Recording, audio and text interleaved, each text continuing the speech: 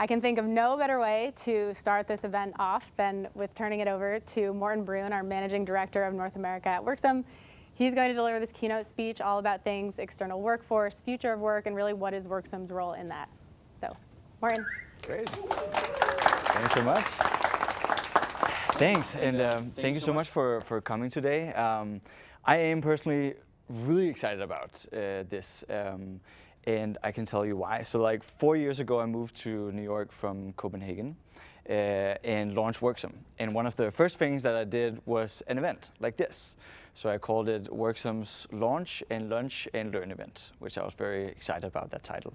And I had a lot of people signing up. I had like 30 people signing up for it. I was all psyched about it. I came into the event space and I had bought sandwiches for everyone. So I had this huge table filled up with sandwiches. And then no one showed up. I was sitting there like all alone for 10 minutes. Then this one very, very lovely lady enters the room and I'm like, so great, you know, and I see this is like my big chance, right? Like I have one person showing up, you know, better make it count. So I'm like, all right, cool, you're here for the event, right? And she's like, no, I was actually thinking I could grab one of the sandwiches over here, then I'll be out of here again. So I don't know how many of you guys are here for the sandwiches tonight, but anyways, I'm very excited that you guys all made it here, and I'm sure we're gonna have a ton of fun. So yeah, that's why I'm super excited.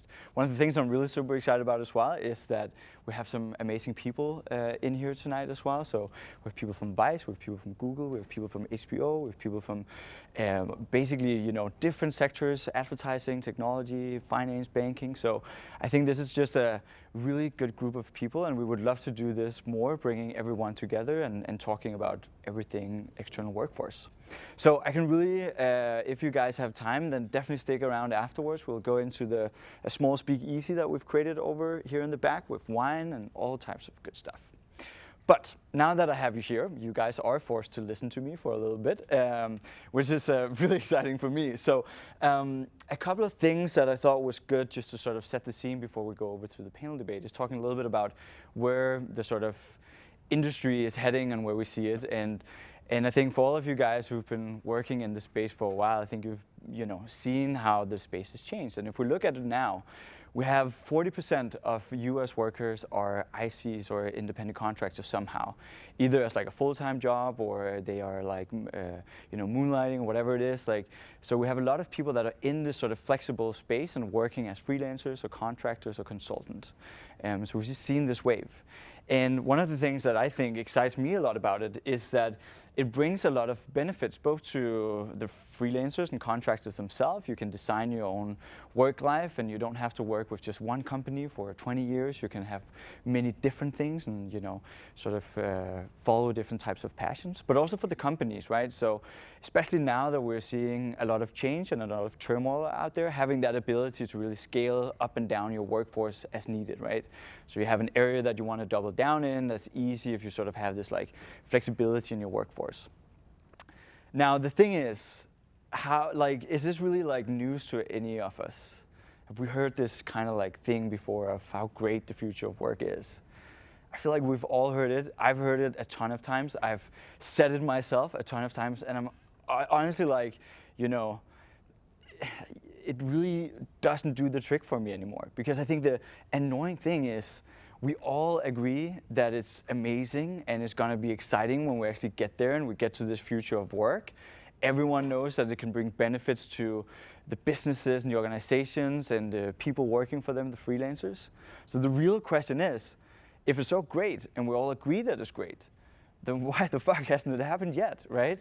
So that's really what I think is the interest and tension here, right? That there's really no good reason for why it hasn't happened already, except there is. So we actually looked at some data from CWS. So we have Chris here from SIA who did a big conference in Dallas that we went to as well.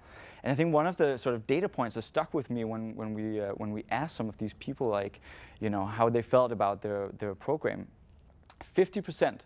More than 50% mentioned that there's not enough efficiency in their contingent workforce program that they're running, right? So there's a lot of friction in here, right? So when you then ask yourself, like, why hasn't it happened yet? Well, the reason is that it's not a great experience for businesses having large contingent workforces right now.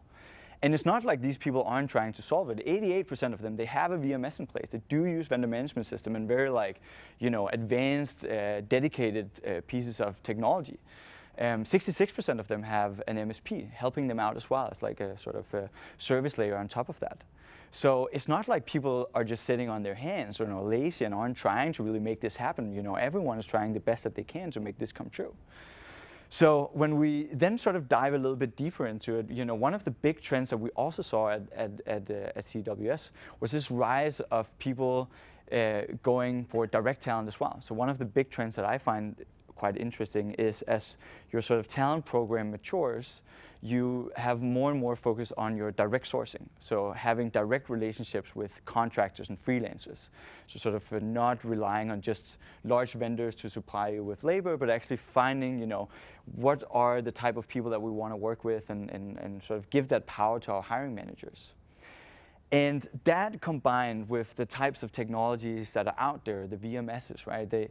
It's not a great fit because those are essentially great at managing large-scale vendor programs where you work with an Adecco or like huge vendors to sort of supply you with labor. But it's not great if you want to get in touch with contractors and freelancers, ICs and so forth directly. So basically, we have this idea that when we want to work with contractors and freelancers, that it's all going to be in this nice to sort of look at chart of finding them, sourcing, screening, approval, all of that, classifying them and getting the right contracts out there and, onboarding them, getting all the legal stuff in place, paying them, whether they're W-2s or 1099s, and then getting all this data so we can really understand what our workforce looks like. This is what it should be, but the reality is that, when you're managing a big contingent workforce where you rely on direct hiring, the reality is much more like so. So this is not a great experience for anyone working with contingent workforce like this. So that's basically what we try to solve. So, we fundamentally believe that, if you want to hire, you need a high degree of speed. We see a lot of, the clients that we've worked with that, they've been used to this, cycle where if you want to hire someone independent and direct, it takes you easily 30 days to just bring that person on board because you have to, register them as a vendor, you have to go through background screenings and classifications, and you have to, have them sign a bunch of documents and setting them up as a vendor. So there's a ton of stuff that needs to happen.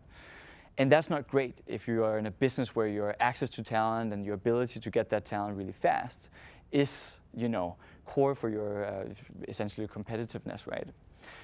The other thing that happens is that it costs a lot. So running these big scale setups, again, with a big service layer and legacy software is very expensive for you as well. So not just because you spend a lot of time on it, but also because a lot of these softwares are really expensive. The other alternative for you is to say, well, heck, I'll just do it myself, right? But that comes with a great deal of risk. And we have Marie here as well, who've experienced that at Petrol advertising when it comes to worker classifications. And we have Littler here as well to talk about, some of the compliance things that you have to be aware of too. So that's your alternative if you want to go direct. So it has to be fast. It has to be sort of efficiency from a cost perspective. And then it has to be risk-free. And then lastly, it also has to be something where you deliver a great experience, both for your own people in your own company, right? So going through, a vendor management system is a clunky experience, right? So it has to be a great experience for you, but it also has to be a great experience for the talent on the other side. If you're working with these people directly, they're not just looking at this experience as hey, this is just something that I have to go through. This is part of their experience working with your brand. So getting that experience into a good place is really important as well. Now, the worst thing about people like me and sort of technologies is that we say all these things and we never show you what we're actually going to do about it, right? So I've been in so many, demos as well with our tech providers, and you always hear them talk about some big bold statement like this, but you never really see the thing. So one of the things that we have tonight as well when we go into this Big Easy is that we have a demo station as well where you guys can actually try it out yourself. So we have set up demo versions of Worksome so you can try it out, hire someone, go through a classification flow, for instance. What that looks like is really fast. So, basically you will see this. You will basically see that you have a questionnaire right in the platform that you answer, and then in a matter of seconds, we'll basically generate a classification. So we've built this algorithm basically that takes in all these answers, what we know about the freelancers, what we know about you as a company, what we know about what you're trying to hire for. Take all of that, sees what state is this, like what are the legislation that you need to be aware of, and then produces a worker classification in seconds. The only thing that takes time here is your internet connection. It happens instantly. And we're so confident in this that we're actually backing it. So if there's ever a misclassification issue, we indemnify it, right? So, essentially that idea of risk-free is not just something that we say because it sounds good and it looks nice on the slide. It's actually something that we do, and again, we're so confident in it that we will essentially pick up the bill if there's ever an issue with it. So, just wanted to leave you with that I really think, when we sort of zoom out, the interesting thing here is not that, the future of work or that freelancing is on the rise, because we've heard that for so many years. That is like an old story to tell. The interesting thing is that that's the truth, and it's been a truth for a while. And there's just a lot of friction to actually making that happen, right? So, you again have legacy softwares that has not been able to solve this issue. So the interesting thing, and I think what we're talking more about tonight, is that on the one hand side you have this big potential. There's lots of frictions. Everyone, is having a terrible life experience, like managing a large contingent workforce. But we really want to do it because the potential is there and the potential value is so great. And I think what makes this interesting is that we now actually start seeing, emerging technologies, and I like to believe that Worksome is one of those, that can actually make this happen. So I think we're standing in front of this sort of like big wave that has been pressing on for a while, and now we actually have the ability to make it happen. So that was my big speech that I didn't get to deliver 4 years ago, so now you had to sit through it. But I hope that was like a good layoff for a panel debate. So Yes. With that, over to... Yeah. Well, I guess still over to me, actually, but over to you as well. Yes, over to you. Thank you so much. I didn't think I could be more pumped to be here this evening with you all, but now after that, I'm even more pumped. We're going to segue right into this panel discussion, and we're going to start off by our panelists telling us who they are, what they do, and why they're excited about the external workforce. So Marie, you can kick us off. I'm Marie, and I work for a company called Petrol Advertising. We are a leader in gaming advertising, so branding. So if you've ever heard of Call of Duty, we do a lot of the branding and the key art for that. And I work as the director of human resources, and I've been there for 15 years and watched the company grow from 35 to we're about 84 people, with a lot of contingent workforce now globally due to the pandemic. So. Great. Hi, I'm William Weissman. I'm at Littler Mendelson, which, if you do not know, Littler is the largest labor employment law firm. We have 107 offices in 28 countries, including the 3 cities that are doing your world tour. I'm an employment lawyer. I do a lot of worker status, worker classification type issues. I defend them. I have a trial actually starting in 2 weeks on this very issue. I think that the future of work is to sort of decouple it from the status model that we have that is very antiquated. And so I find this area fascinating because it's all about people and relationships among people. And it's never a dull day when you're dealing with people. Yeah, so I'm Chris Paden, Senior Director of Contingent Workforce Strategies for Staffing Industry Analysts, which is a data and research organization at the core. My role is really to help support buyer organizations. We've got a great council of about 100 plus organizations that lean on SIA for a lot of that research, but we also provide a lot of advisory support and really help them solution a lot of their challenges across this contingent workforce space. I spent about 2 decades building solutions from just about every component, every configuration of role you could imagine. And now it's kind of like I sit on the sidelines and just kind of watch it all happen and kind of predict what I think is coming next. And so maybe more like a sideline commentator than actually in the game playing, but kind of fun to watch it all unfold as we actually see a lot of change in our industry over the last couple of years and driving, I think, what's going to happen over the next couple of decades. Mm-hmm. Cool. And my name is Morten, so head up North America and as well as our global operations at Worksome. Do you guys want to hear why I'm excited about or did you guys get it before?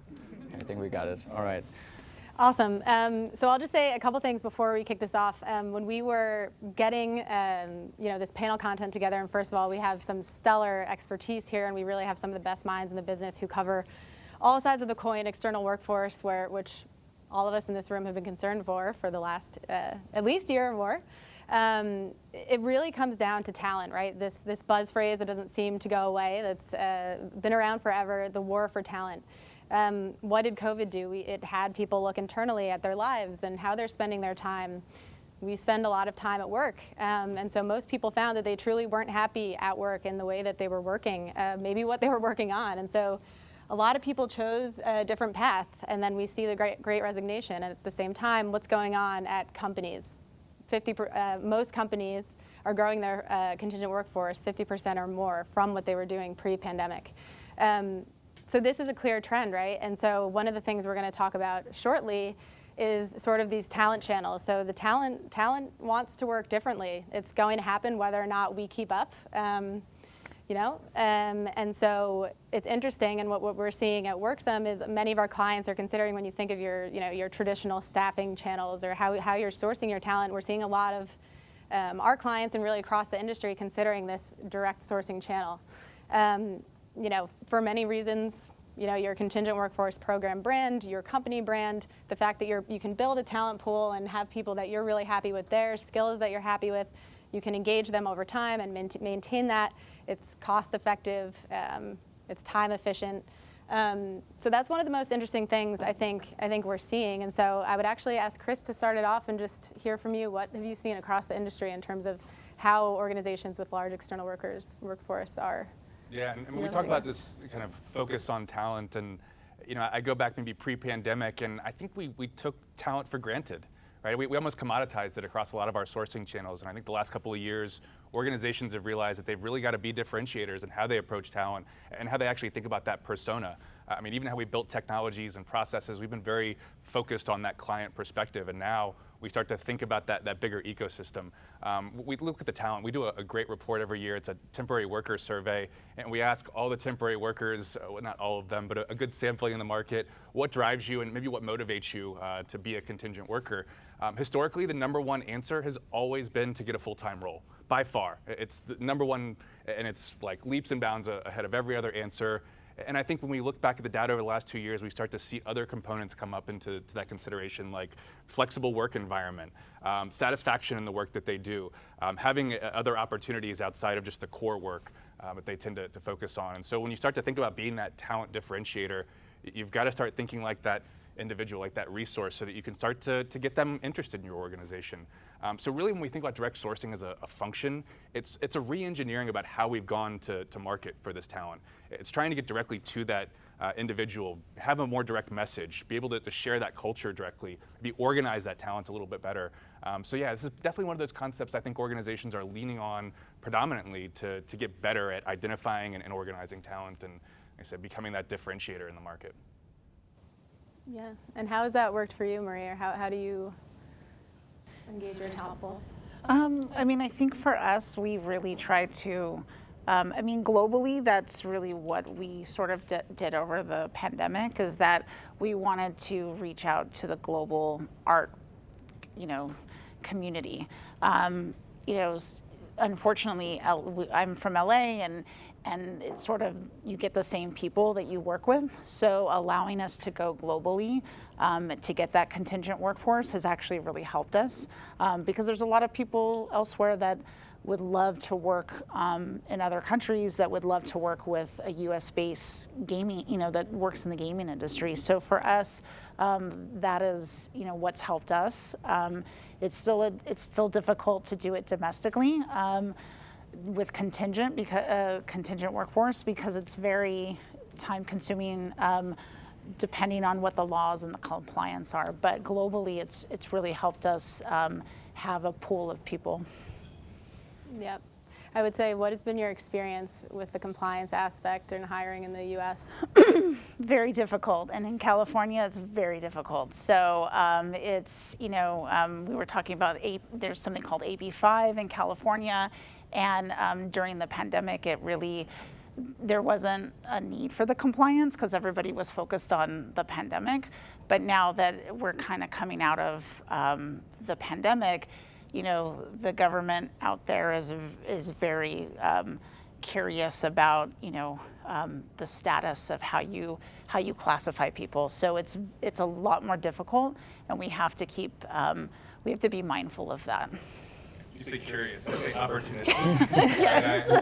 I mean, as much as they want to know, I think it's a potential revenue stream. I mean, when we look at this, it's all these misclassified workers. I mean, that's a tax revenue that a lot of these states and they're just not recognizing, and so they're going after this. I think especially as we start to go into a recession, potentially that becomes a new focus for these companies as well. Yeah, contingent workers in California are like Bigfoot. We know it's out there, but nobody's seen it. That's the attitude of government, because government uses firms, I'll use that word, to deliver a variety of things to individuals and to government. They send government information, they send the money, and then they rely on these firms to provide things like healthcare and retirement. And so we have, and we had talked about this on our call, we have a framework that's built around compliance rather than really being built around individuals or work. And it constrains our ability to be nimble in ways that we could be if it weren't for some of these compliance problems. I think that's a good point. Also, like back to the whole, point about like how talent is becoming really important, right? Because really, when you want to hire someone, you don't want to think about whether they're in California or even if they're sitting abroad or in whatever state or country they're in. And you don't want to necessarily have to think about like, okay, but then if they turn out as a W-2, then I need to figure out like what I'm going to do with benefits or how I'm going to payroll them, or if they're a 1099, how I'm going to do payments then. So I think, for a lot of this, like, there is that sort of built-in friction where, to your point, right, that you end up having to be very focused around what are the rules, where are my freelancers sitting, like, what type of compliance do I need to apply, what type of checks do I need to do, how do I classify them, and all of that amounts to friction where at the end of the day, you sort of, your purpose about finding the right person to hire is the least of your concern.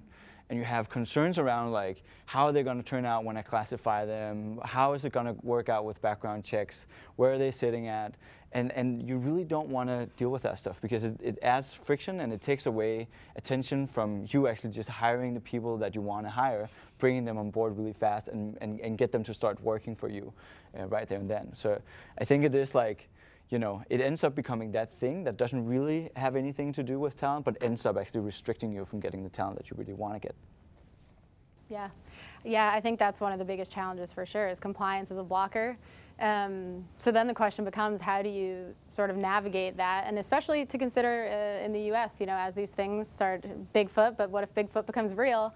Like how can companies, what do they do? Like how would you say technology, what is the role of technology in this, William? Technology serves a variety of functions in this context. One is the simple idea of finding people that you would otherwise find, right? So being able to find talent in places where you're not geographically located around the world is one aspect of it. Another important aspect of it from my perspective as someone that defends businesses in these types of cases is creating a file and creating a documented attempt at due diligence. So we gathered information, we did an analysis, we came to a conclusion that this person can be treated as an independent contractor in whatever jurisdiction, and when the government comes along and says, we think you're wrong, and here's not only your bill, but all the penalties we're adding on top of it, we can say, well, wait a minute, we acted in good faith, we did vet this, we did, and we have the paper trail to show it. And that's very important because we may not always win a misclassification issue, but we do want to show that we made an effort to do the right thing. And so technology streamlines that in ways, paper documents that, well, I think there's a contract in a file somewhere, I don't remember, we didn't get it signed, or I've seen a lot of unsigned contracts over the years, and how do you prove when the person says, I've never seen that, that they did, right? So an automated system really cuts down on all of that type of issues that you have. And then, of course, there's the efficiencies of just speeding the process along through technology and an automated system like Worksome has to help you do that. Yeah, I think that's those systems of record, right? You're going through an audit and then you kind of find that backlog. I guess, how do you see that, Chris, fitting into like a typical tech stack with? Yeah, I think part of the challenge is that we've got a lot of this compliance already built into these technology systems, and so a lot of this is unworking maybe our prior processes and re-engineering some of the things that we do and reinventing how we apply that across the technology. I think that's probably one of the first things that has to happen before we really start to integrate a lot of these tools, is maybe even rethinking some of our base applications and even the purpose of those. I mean, I look at the vendor management system and say, it's a tool that we've used as a big box application to kind of do everything contingent workforce.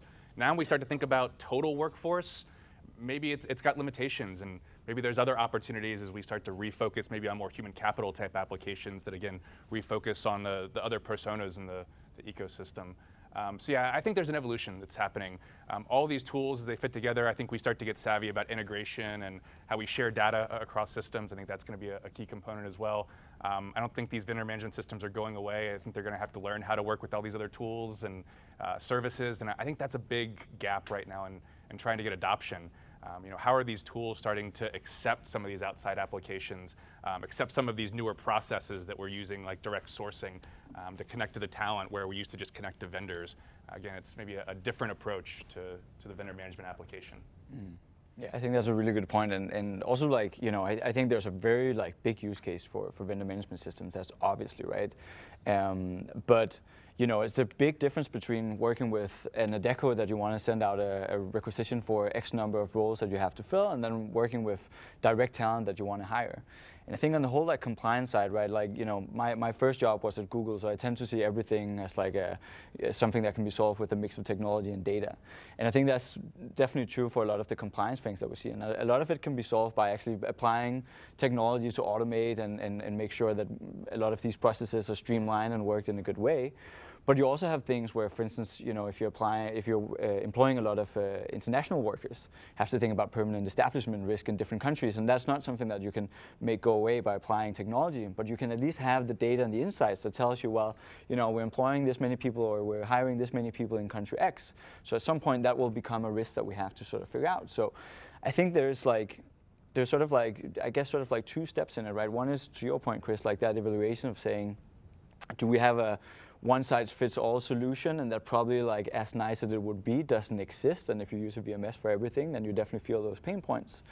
And then the second step is how do you find a piece of technology that is actually built for the type of purpose that you want to solve for. And I think that's also interesting when you're looking at some of these emerging technologies. You have technologies that are really good at just the whole managing of it, if you want a digital Rolodex of your talent or Black Book or whatever, and then you have some more sophisticated solutions that can take care of the compliance side as well. So I think it's a big new frontier, and it's really exciting to sort of see what comes out of it.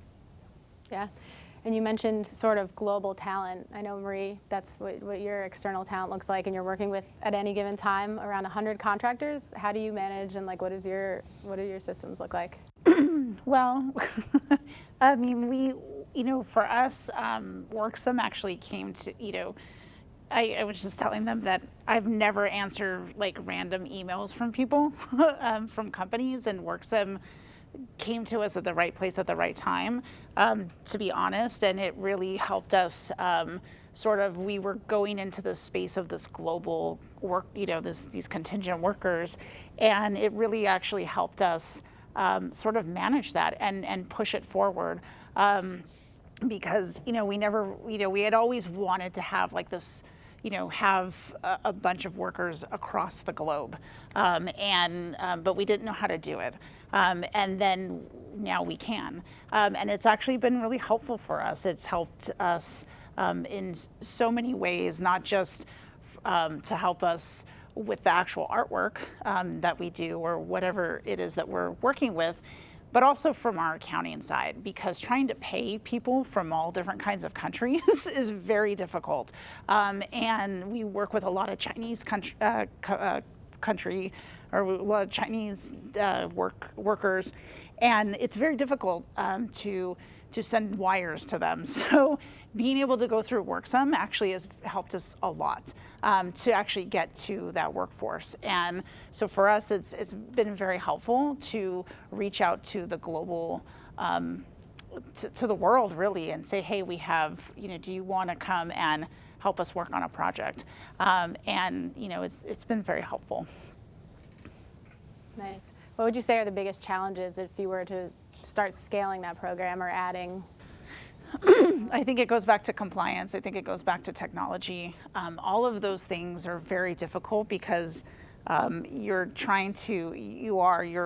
more focused on the compliance than you are the talent. So I think it goes back to what Chris said, I think on our call, where it really goes back to looking at the process in which how you hire and how you put that process together. That is going to be the biggest thing for the practical side of HR, is really just how do you do it? How does it all sort of function together?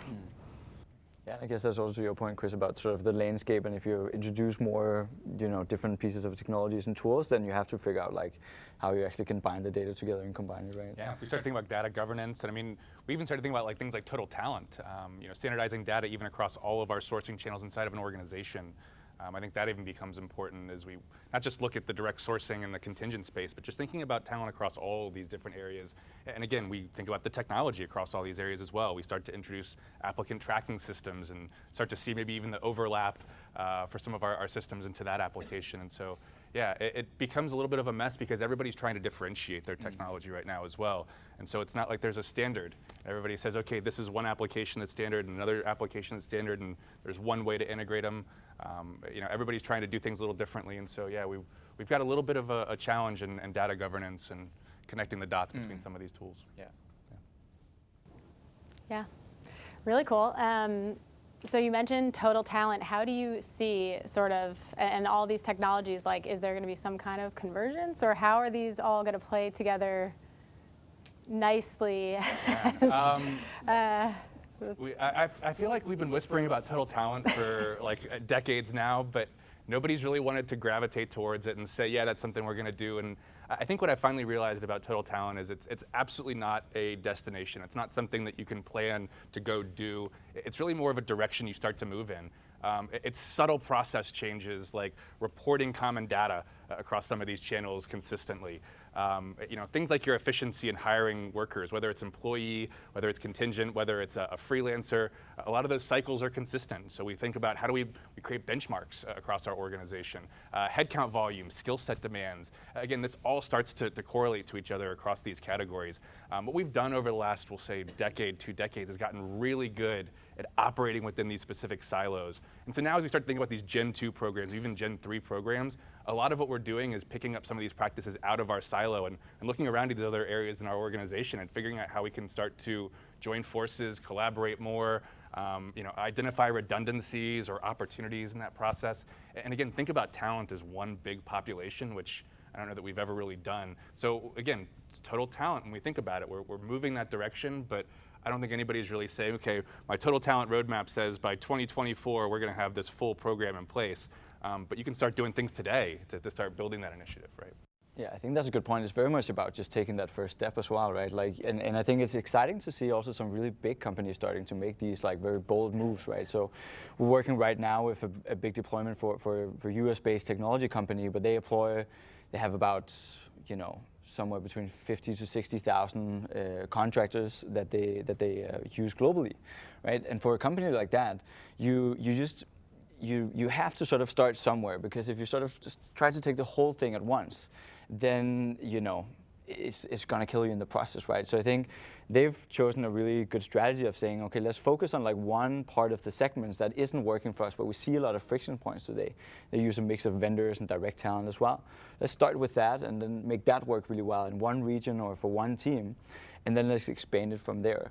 And obviously, if you're running such a big setup, there's there's never going to be a situation where you end up having total talent management in one box, or having a box that doesn't connect to all the other stuff that you do. So having like, automations and way to connect different systems, whether through APIs or otherwise, where you can actually trigger certain actions when a PO number is approved here, or like when you need to trigger a background check over here. That I think is the things to consider. But I really think that starting somewhere and really solving for where you have frictions, whether it's within one team or a certain population of your contingent workforce, that's really what allows you to, start that journey, I suppose, really. Yeah, and I think it's the whole workplace agility thing too, right? That we kind of talk about, and are organizations ready for this? How are you seeing that? I mean, I think everybody talks about being ready for it. I mean, I think agile workforce has probably been one of the biggest buzzwords over the last 2 years. But I think when you ask a lot of organizations what that really means, I mean, you talked about earlier why we're not seeing so much adoption of these really amazing concepts that make sense. Change is hard. Right? I think going in and recognizing what you have to do differently to start adopting some of these principles. I mean, you're recognizing that you're changing business process, things like headcount and budgeting processes, things that drive your decisions. I mean, you're challenging, I think, a lot of our historic ways of doing business to start to open up a lot of these channels and opportunities. That's hard. I think a lot of these larger organizations, they're like big cruise ships out in the middle of the ocean. They don't turn very fast, right? So you got to be very thoughtful about how you start to introduce that change, and again, what that ultimate goal is and the direction you want to turn to. Right. Yeah, I totally agree. I also think it's exciting to see as well how a lot of consultancies has also started to get into the space. I think UST has been a good example of some that has worked with organizations like Deloitte and NASA to really drive this development. So I also think a lot of the service players out there, whether it's more traditional consultancies or whether it's MSPs, really have a role in driving that transformation as well, because it's a long journey and it's a tough journey to embark on your own, and a lot of it is change management and processes and stuff, and it can be helpful having someone who's done it before as that server layer to come in and help. Yeah. I think in order to really help change their clients and be that catalyst for their clients, they've got to also look internally at their own processes. Right. I think the MSP space is a good example. We traditionally hire an MSP organization to come and really take on our entire process end to end. I think we're seeing companies that are starting to get savvy about the specific components that they really need support with, or maybe those areas that maybe become more tactical that an MSP is best positioned to do, like your invoicing liability and payment consistency. Maybe not as great at understanding the workforce strategy for your organization and helping leaders plan for their workforce effectively. And so recognizing, again, where do you balance that relationship with your MSP? And so as an MSP partner, that's a different sale. That's a different approach to your clients, and maybe a different way for you to integrate your services than just that big box application. Yeah, I think going back even to the change management topic, I think that's so huge. We're trying to change behaviors and even big ideas, really, when you blow it up to what we're really doing here as we gather as a group talking about external workforce. But Marie, maybe you can comment on sort of what were you doing prior to Worksome, or how were you managing your contractors, and did you have an element of change management within your org that you had to manage? I mean, I think for us, it was taxing. It was, a lot of HR, us taking on that along with our accounting department. And like I said, sorry.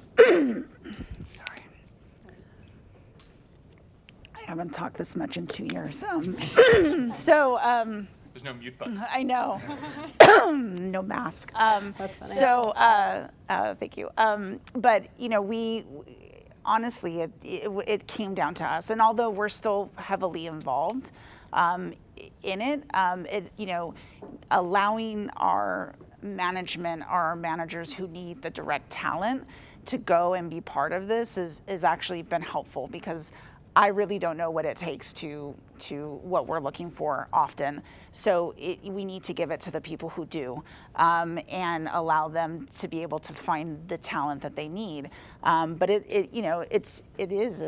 has been a change, and you only kind of get there because you need to, because the pandemic pushed us there. So, but it's been fruitful for us, being able to change. I don't think we're quite there yet, but I think we've done an amazing job in the last 2 years, with again, going globally, but it's been helpful. Our accounting department is not as frustrated with us on all the things that they need to do with payments for vendors. But it goes, but then we're still back at the issue with compliance of making sure what is a co-employee, what is a contingent worker, and how do we navigate all of that. And it can be a very fine line. So that's difficult for us. So we're still heavily involved because of the compliance. Awesome. We're about coming up on time, but I did, just to sort of wrap up this compliance conversation, I was wondering, William, if you could comment on there's been a lot of talks recently coming out of the Biden administration on new things that could be coming. What is your assessment and interpretation of this and how you see it going? Yeah, there's sort of two ways to look at it. One is there's really nothing new insofar as at a fundamental level, I have long said there's only one test for whether someone is or is not an employee, and that is whatever the trier of fact thinks it is, whether that's the auditor or a government or a judge or a jury, whatever, because this relationship is always subject to being second-guessed after the fact, right? And I can't always tell you who a contractor is. I can tell you who they're not pretty easily.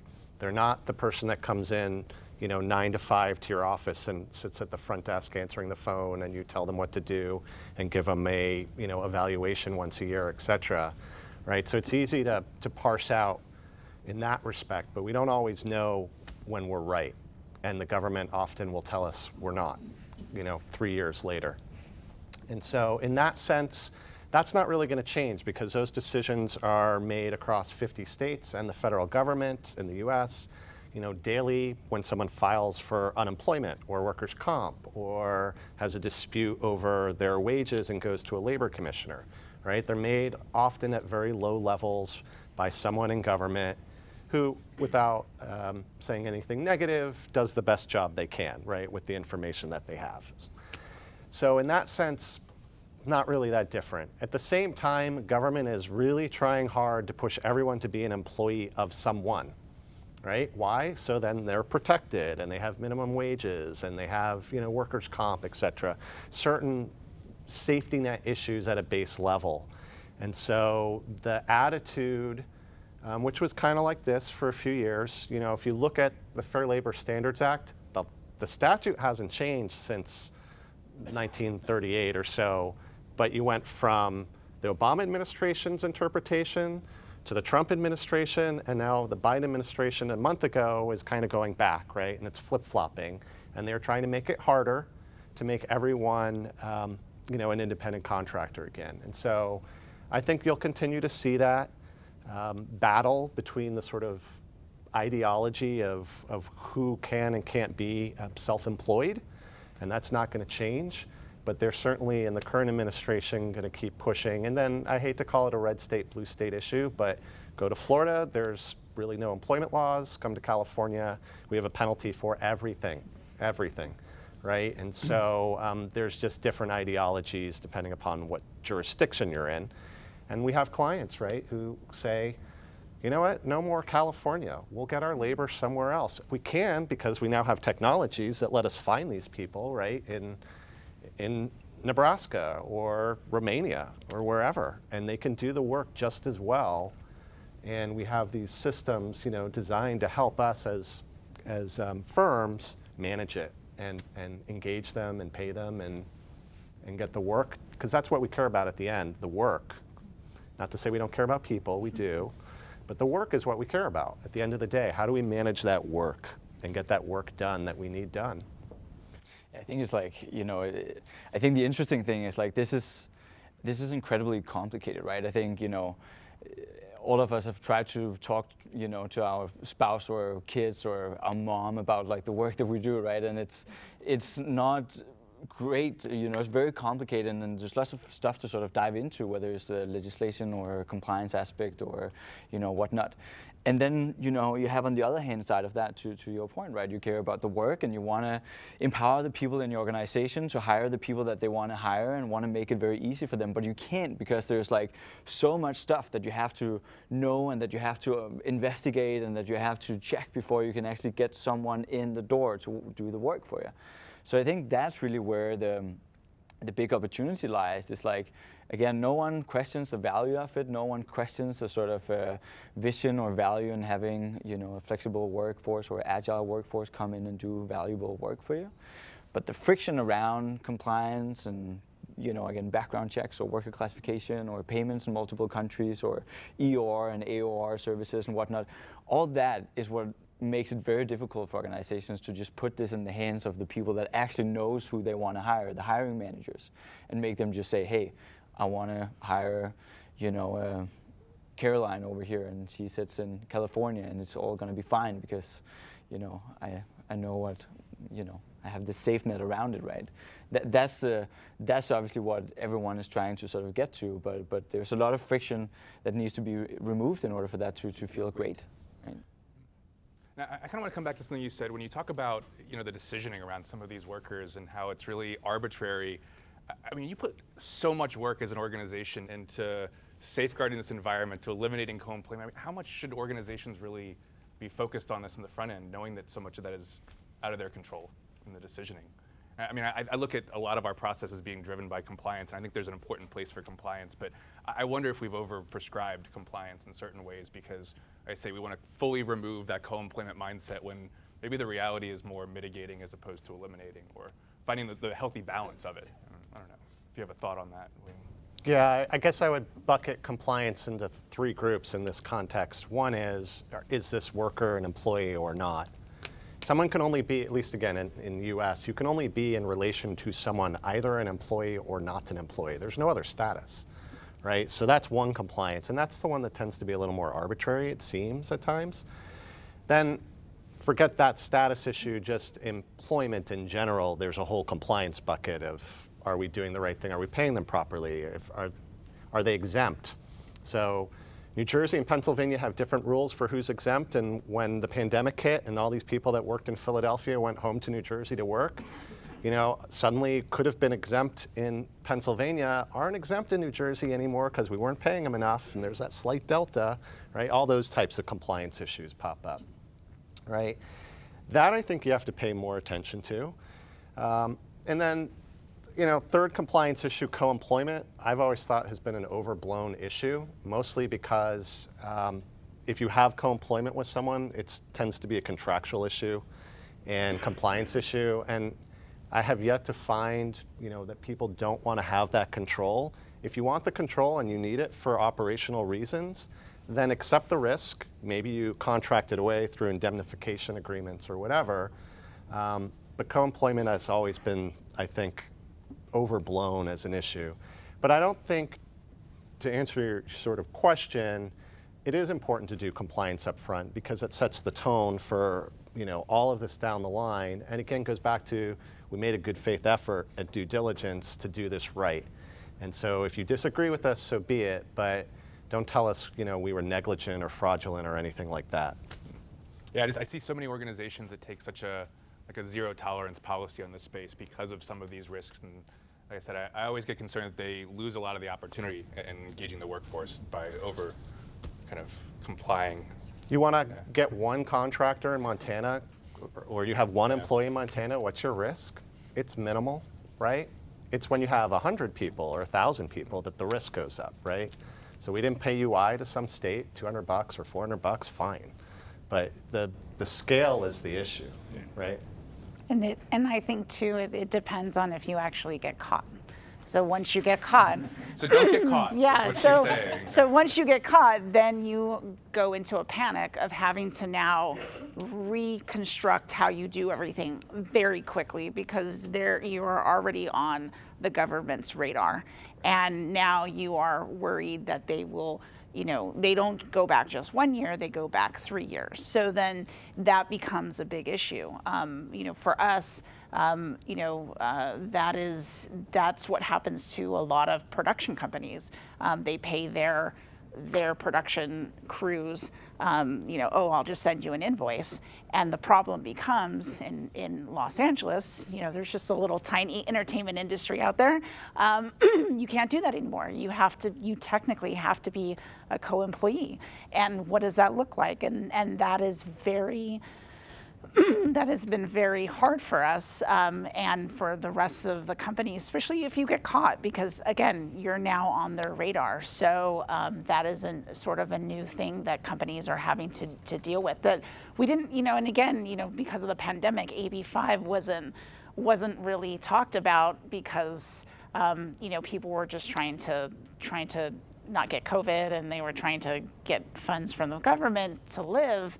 But now that is sort of subsiding, now we're back at a stage where the government is like, well, let's go back to AB5 and see what people are doing. So, and seeing if they're compliant. I can tell you, for me, going back to your question, it does take a while. It's not like a half, it's not like a 20-minute thing. Okay, what are we looking at? Because there's a lot more people involved. I have to understand what it is somebody's doing, and I have to go through like the AB5 sort of the ABC test and kind of see where everything is and what they're doing to whether or not they're able to, are they an employee? And some people are like, well, we're going to give them a computer, but they're not working our hours, and all of these things you have to go back to the risk. Again, as you said, if somebody's just living in Montana, that might be different, but the more you become bigger and the more workforce you have that's contingent, the harder it becomes to not have sort of what I say, an X on your back, so you become sort of out there. So right, and then it's all fine until it goes south and Yes. somebody's unhappy. Either we're unhappy and we cut them loose and they turn around and sue, or they're unhappy and turn around and sue. Either way, right? yes, fun stuff. That's a good note. Sounds like we should end right there. We are coming up on time. We still have more things going on this evening. I do want to thank the panel here for their expertise and their time. I'm just really jazzed to be here. I mean, we talked at the beginning about talent and this external workforce and how we're here in a place where we might not have been if it weren't for the pandemic. I think eventually we would have gotten here, but we're here now, right? And so that's why we're all here trying to figure this out.